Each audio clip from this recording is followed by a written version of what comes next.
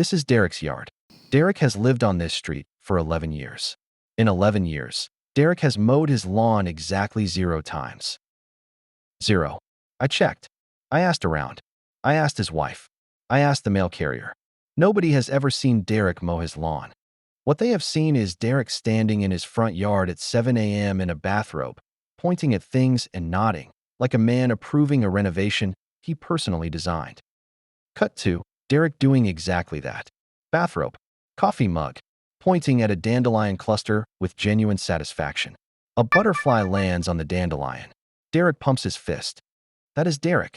And this is the story of the summer his yard almost caused a neighborhood civil war. Almost. I'm Jamie. I've lived next to Derek for 4 years. In that time, I've come to understand that Derek operates on a different frequency than most people. Not a bad frequency, just his own personal channel that nobody else is tuned to. He welcomed me to the neighborhood with wildflower seeds. I planted them in a drawer. Derek's yard, meanwhile, was already doing its own thing. The neighborhood has a cast of characters. There's Phil across the street, who mows in a diagonal pattern and has, I'm not making this up, once left a passive-aggressive note on Derek's door that said simply, "The neighborhood is watching." Signed, Phil. There's Brenda, who is the HOA president and treats that position like a military commission. And there's Derek's wife, Carol, who is completely normal, has a great job, makes excellent lemon bars, and appears to have simply accepted Derek as a feature of her life the way you accept that your coffee maker is a little loud. Carol, to Jamie, cheerfully, he means well. He really does. I just tell people we have a meadow. A meadow. Sure, that's one word for it. Every summer Derek's yard does what Derek's yard does. But this summer was different. This summer the yard leveled up. I want to be clear, I am not a monster. I could see that it was beautiful. There were monarchs out there. Actual monarch butterflies. I hadn't seen one in years. There was also a rabbit that had clearly moved in and was raising a family with no plans to leave. And a bird, one specific bird, that sat on the mailbox every single morning and made a sound like a car alarm set to Smug. The bird was a problem. The bird was Derek's bird now, apparently. I looked it up. It was a mockingbird. They are federally protected. I could not legally do anything about the bird. Derek knew this. Derek mentioned it unprompted. Mimas polyglottos. She picked us, Jamie. You can't argue with that. I was not going to engage with the phrase, she picked us. I was not going to engage. Derek, the bird woke me up at 4:30 this morning. That's the pre-dawn chorus. It's actually very rare to hear it this clearly in a suburban environment. I don't want to hear it at all, Derek. Why not? It was the 3rd week of July when Brenda made her move. A formal HOA violation notice. Section 4, Clause 2, Lawn Maintenance Standards. Citation, grass height exceeding 6 inches. Presence of unsanctioned flora. Failure to maintain neighborhood aesthetic consistency. Brenda had used the phrase unsanctioned flora out loud in an official document. Unsanctioned flora. Huh. Don't do anything, Derek. I'm not going to do anything. That face means you're going to do something. I'm going to do one small administrative thing. Derek, it's already done, actually. I did it 6 months ago. I just need to find the paperwork. What Derek found in that filing cabinet changed the entire situation. Because Derek, it turned out, had done his homework. 6 months ago, in January, when there was literally snow on the ground, Derek had applied to the National Wildlife Federation to have his yard certified as an official wildlife habitat. He had submitted documentation. He had paid a fee. He had received, in the mail, an actual certified wildlife habitat plaque. He'd put it in the filing cabinet. He'd forgotten about it.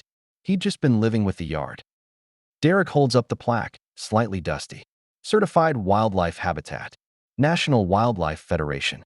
His name on it. He smiles slowly, the way a man smiles when he has accidentally been correct about everything. He called Brenda that same afternoon. Hey Brenda, thanks so much for the notice. Quick thing, I'm a certified wildlife habitat. So I think we might be dealing with a protected ecosystem situation here. I can send over the paperwork. Brenda on the phone. The pause is very, very long. You're a what? A habitat. Certified. I have a plaque. There was a neighborhood meeting. I want you to understand that I did not call this meeting. I want you to understand that it ended up being at my house because Brenda needed a neutral location, and somehow that meant my living room. I made snacks. I don't know why I made snacks. It felt like the right thing to do.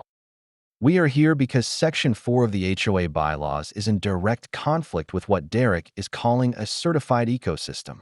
I have consulted the HOA charter. I have also consulted my brother-in-law, who is almost a lawyer. Derek, the certification is from a federally recognized conservation organization, so, Brenda, I'm not finished, Derek. Derek, of course. Sorry. Please continue. Phil, I'd like to say, for the record, that I can see the rabbit from my driveway. It looks at me. Jamie. Phil, the rabbit looking at you isn't a violation of anything. Phil, it's a violation of my peace of mind, Jamie. This was going to be a long meeting. Derek, given the floor, does not waste it. He has printed handouts. Actual handouts. He distributes them with the energy of a man who has been waiting for this presentation his entire life. Derek. Okay, so, if everyone wants to look at page 1, this is what the yard looked like in April versus now. You can see we've had a 60% increase in pollinator activity. Page 2 is the bird inventory. We've got 14 species documented. 14. On one residential lot. Phil, is that a cedar waxwing? Derek, yes. Phil, yes. You know birds. Phil, I don't. I don't know birds. I hate birds. Derek, you knew that one. Phil, my grandmother had feeders. Phil knew birds. We all had to sit with that for a moment. Brenda, visibly losing control of the room, attempts to reassert authority. The issue is not the birds, Derek. Derek, oh, page 3 is actually about the rabbits specifically. The family unit has 4 members now. I've named them, but I want to be clear that naming them was Carol's idea. Carol, I stand by my choices. Derek, their names are Phil, Brenda, Jamie, and little Kevin. Jamie, which one is me? Derek, the one that sits right at the edge and watches everything but doesn't commit to coming in. I hate that that's accurate. Post-meeting. People filtering out. The handouts are still on the coffee table. Phil is looking at the bird inventory page, supposedly checking his phone, but definitely reading it. Brenda at the door, a woman recalibrating. The meeting did not go the way Brenda planned. Technically, legally, the HOA couldn't force Derek to remove a certified wildlife habitat. Brenda's brother-in-law confirmed this the next morning. He texted her a single word. Yep. He did not elaborate. Brenda at her window, looking at Derek's yard across the street. Her expression is complicated. A woman in the process of losing an argument she wasn't expecting to lose, and also maybe noticing that the yard does look kind of nice in the afternoon light. She won't admit this. What did happen was this. Phil, on his own, with zero fanfare, added a small wooden bird feeder to his otherwise militarily precise front yard. He did not announce this. He just did it. Then he went inside. I watched the whole thing from my driveway. Phil installing the feeder with great seriousness. He steps back, adjusts it 2 millimeters, nods, goes inside. His front yard is otherwise immaculate, one small feeder, hung perfectly level. Derek saw it the next morning and did not say anything. He just nodded at Phil across the street the way men nod when something has been understood without being said. Phil nodded back. That was it. That was their whole friendship. Carol finds Derek on the porch one evening, looking at the yard.